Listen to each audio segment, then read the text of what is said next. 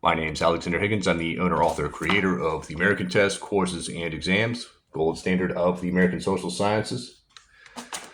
I write about the Constitution and develop courses, but today's topic, it will not just deal with the U.S. Constitution, it'll deal with all constitutions. And we're going to talk about when the government says it will grow the economy, or when a news pundit will say it grows the economy.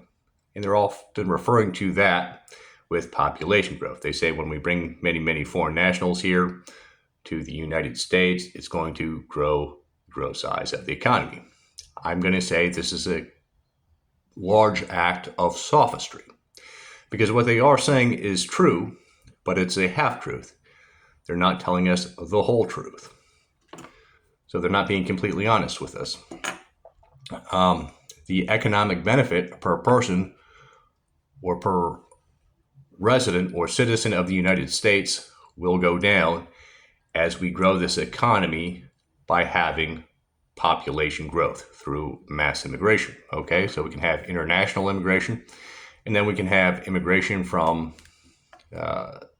state to state or city to city and whatnot.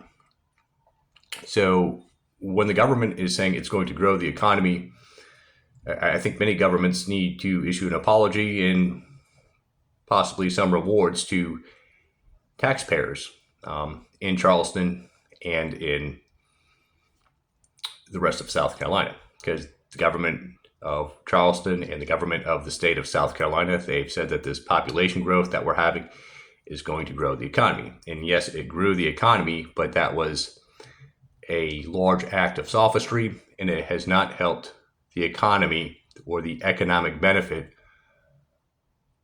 per South Carolina or Charleston resident. Okay, they have not stood up for their people, so the economic benefit per resident in South Carolina has gone down, while the gross size of the economy from population growth has gone up. So the total the total size or the total amount of money in the economy has gone up, but the economic benefit has gone down. So basically, this is how it works with population growth. We have the economic benefit per resident of, let's just say, Charleston, South Carolina, and other cities go through a similar, have similar events.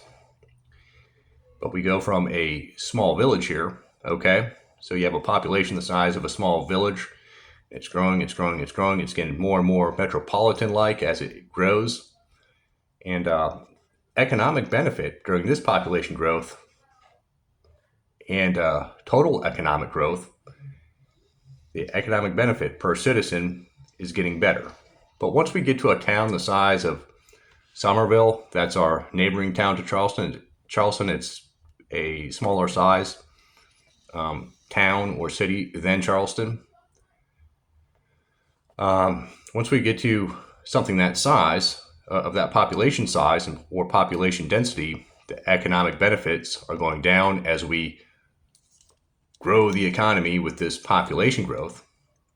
The economic benefit for the residents of here and now are going down and down.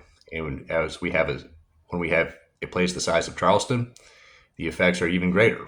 And then when we get to a larger place such as New York or Los Angeles, well, I mean, growing this so-called growing the economy thing that's always said by governments and people in the news media, it's really getting bad for New York and Los Angeles, for their residents. Their economic benefits are going way, way down. So what do I mean by economic benefits? I'm saying that the amount of food, water, and shelter that they can earn per, let's just say, 40 hours worth of work, that goes down. So dollars get inflated and deflated. But if we just talk about time put in at work, that time that people put into work does not buy as much anymore. So that 40 hours worth of work, or that 1 month of work, or that 1 year of work, or that 1 hour worth of work, whatever unit of time that we want to use, that unit of worked time will not purchase as much food, water, and shelter anymore. Okay, it won't do those things. It won't buy the same square footage of living space that it bought before.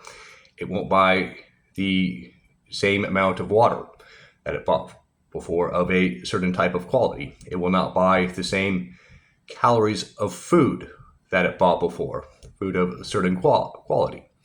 Okay, it won't do that when we do this. It grows the economy thing with population growth.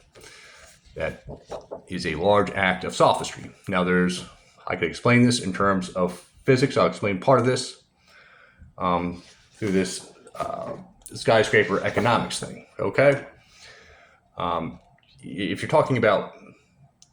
you're into economics and you want to discuss this in terms of supply and demand, just to cut right to it, as we grow the economy with this population growth stuff in Charleston and in New York City, I'll just use terms from economics. The demand, okay, from the population growth increases. Okay, it is increasing quickly. However, the amount of supply that population growth creates is not as much as the demand.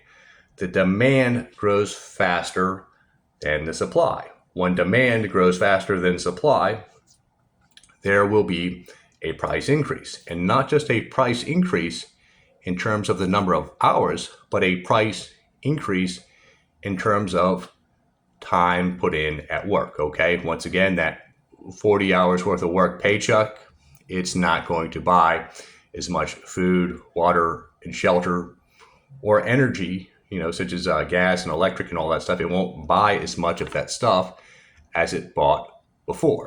When we do this, it grows the economy. So growing the economy is mathematically a different thing from growing the economic benefit per resident of here and now. Okay, those things don't positively correlate with one another in many instances. Okay, especially when we're a city the size of Charleston, or even a smaller size city such as Somerville, South Carolina. The residents of here and now are getting hurt badly by this population growth, and the politicians in office are not accounting for this. They're doing all kinds of deals with outsiders from New York and California and maybe Florida. By the way, I was born in Florida and I lived in California for 10 years. Okay, so I'm kind of an outsider, but some of these folks coming from California and some of them coming from New York, they do not have, or Florida, they don't have the best of intentions for the people of Charleston, South Carolina. They're here to be business tycoons and just rip this place apart. They're ripping out all the resources is what they're going to do. And then they're going to move to some other small city location and do the same thing to them. Okay? But our politicians are supposed to be standing up for us. Okay? They're supposed to be looking out for the people of here and now. And they're not supposed to be telling us this half-truth of it grows the economy. Now back to the physics part of this. Okay? This is a fundamental physics equation. It's used over and over and over. It's just part of Newtonian physics. This is one of the first equations that you will learn if you start taking Newtonian physics at the high school level or at the level one, at the first level of college physics. It's energy equals force times distance. Once again, this isn't some hokey superstring stuff. It's just a fundamental staple in the realm of physics. It's a go-to thing. Energy equals force times distance. Okay? So when you grow a population in an area like Charleston, well, we've run out of area on the ground for the most part. We are kind of cutting down forests, but that's becoming inconvenient. So we've just decided to stack living spaces on top of one another with skyscrapers. And shouldn't it just all work out, So if we just have one living space and it's made out of a certain amount of material, can't we just stack a bunch of living spaces on top of one another to deal with this oncoming population and just have everything work out the same per person? Shouldn't everything be the same pound for pound? I mean, shouldn't everybody have to work equally as hard for their living spaces if we can just stack them on top of one another, right? If the living spaces look the same, if we're putting people of the exact same weight in the houses, the apartments are shaped the same way, shouldn't it all work out the same per person? Okay, if we can just build these skyscrapers, if we can just build multi-story skyscrapers. The answer is no. It will not work out that way in physics. It won't work out this way on paper, and it will not work out this way when you look at the Census Bureau data either, okay? Things get worse and worse per person. And just to make the math easy, I tried not to use too many units in here, but let's just say we have a building, its center of mass, okay, is at a height of 1 vertical unit. This building over here, its center of mass is at a height of 5 vertical units, and this one is at 10 vertical units, okay? And then we also have the population that this 1-story building holds, or this 1 vertical unit building holds. It's a population of one group. We're just going to call that one group, okay? Let's just say it could be 100 people, could be 10 people, could be 50 people, but we're just going to call it one group, one fixed group of people. All right? And it has a weight, or it puts a force on the ground, okay? It puts a force on the ground of 1W. So weight is force that's put on the ground. That's what weight is. That's the force part of our equation. And then these 5 vertical units right here, that's part of our distance part of the equation. And if you multiply those two things, that's the total amount of energy, potential energy, that's inside this building. And in order to put this potential energy in the building, it has to come from someplace. It has to come from gasoline. It has to come from human work hours. It has to come from human muscle. But that's how all that stuff gets put into this building. Okay, it takes energy to put all that stuff in the building, whether you're putting the human beings in there or whether you're putting in the chairs, the tables, the tile for the apartment building.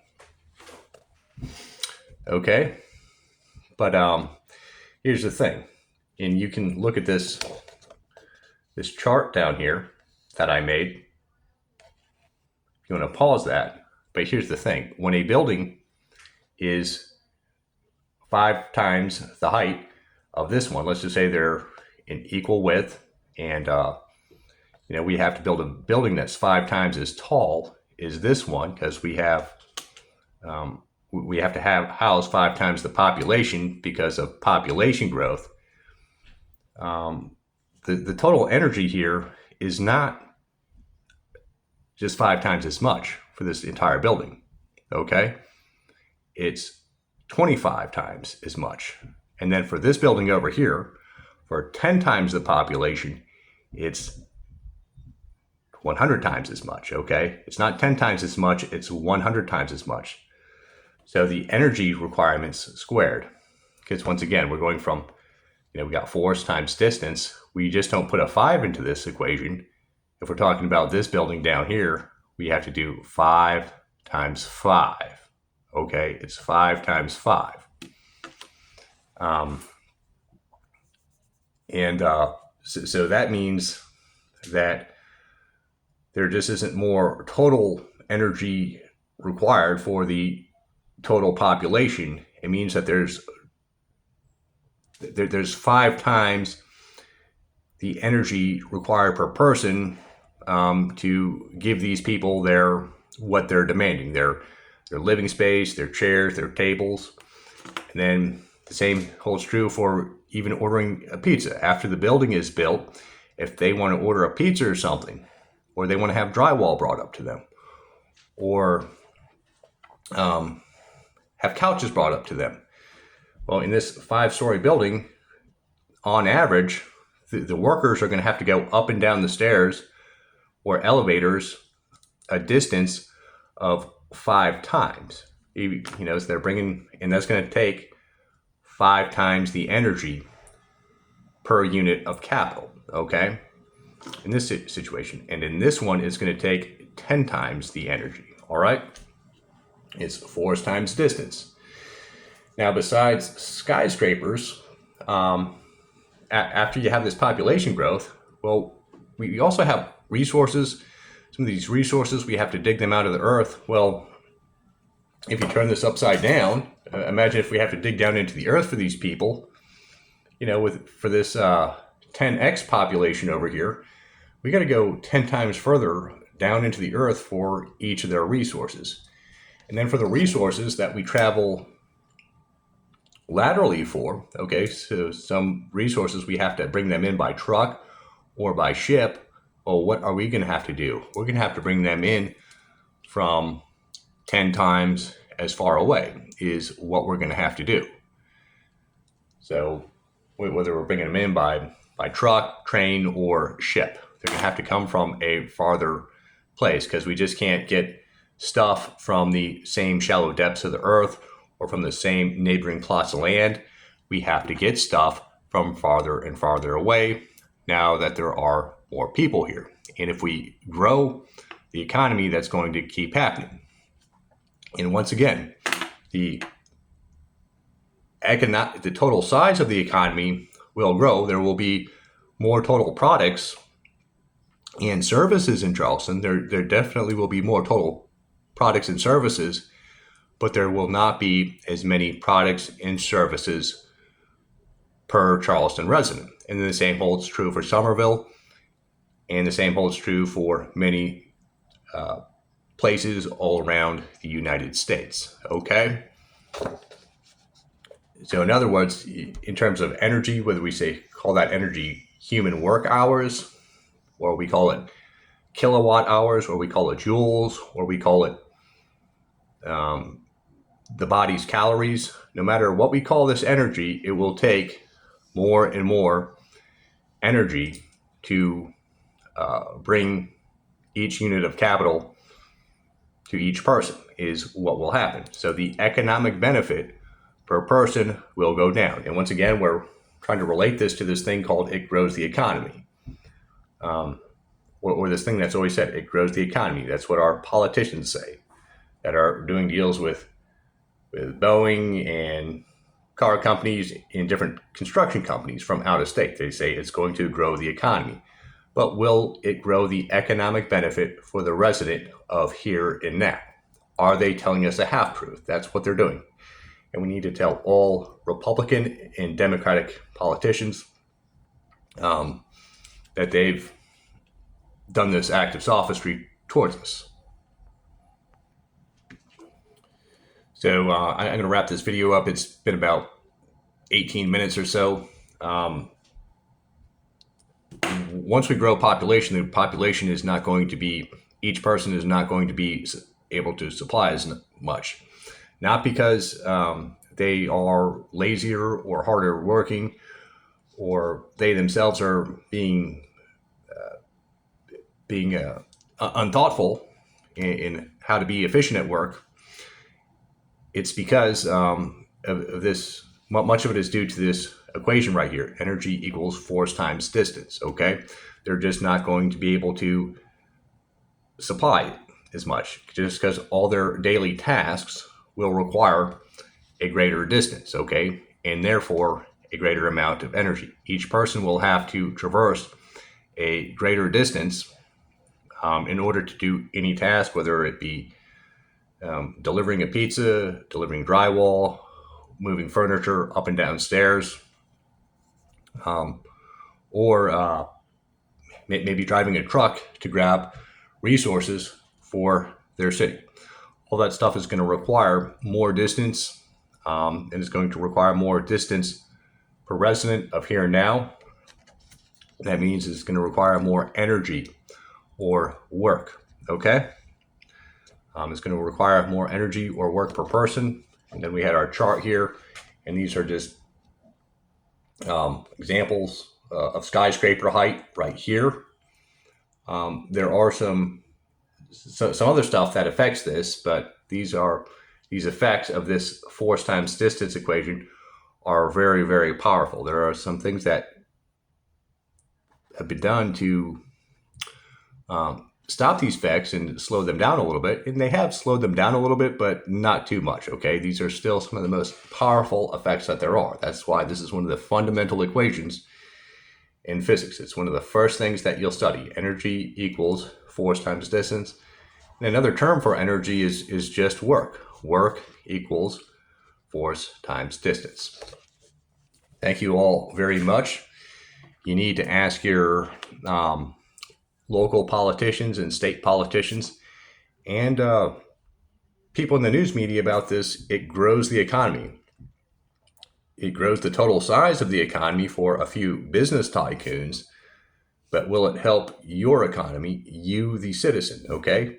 And we need to start talking to our politicians about this, and we need to start judging them about this, on this type of stuff. My name's Alexander Higgins. I'm the owner, author, creator of The American Test. A side note, if you want to learn more about the supreme law of the land, you're going to want to get this book right here. It's excellent, very objective. Thank you all.